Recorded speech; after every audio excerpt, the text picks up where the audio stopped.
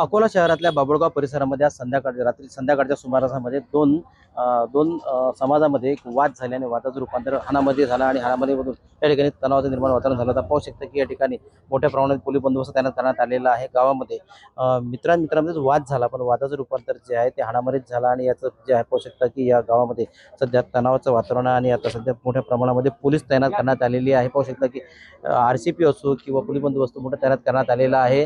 पाहू शकता की यामध्ये आणि पूर्ण सध्या वातावरण सध्या शांतता असलं तरी आपल्यासोबत या ठिकाणी SDPO आहे.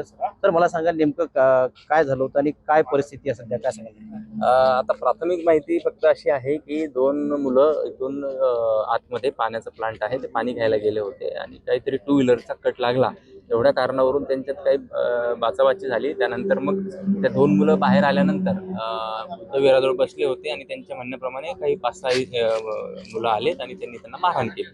त्या अनुषंगाने आता जे तक्रारदार आहेत पोलीस स्टेशनला हजर आहेत. पोलीस स्टेशनला त्यांची तक्रार घ्यायचं काम सुरू आहे. सध्या या ठिकाणी शांतता आहे दोन्ही समाजामध्ये आणि आम्ही शांततेचं आवाहन केलं आहे. पोलीस बंदोबस्त आहे या ठिकाणी. यामध्ये कोणाला ताब्यात घेतलं आहे का?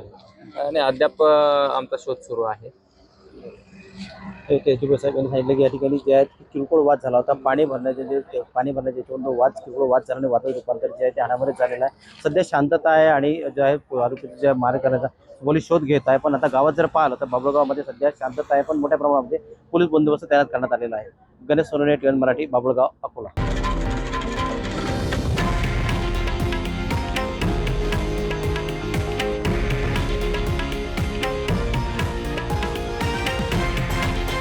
हे आहे देशातील नंबर 1 न्यूज नेटवर्क आणि आपण पाहत आहात TV9 मराठी, एकमेव.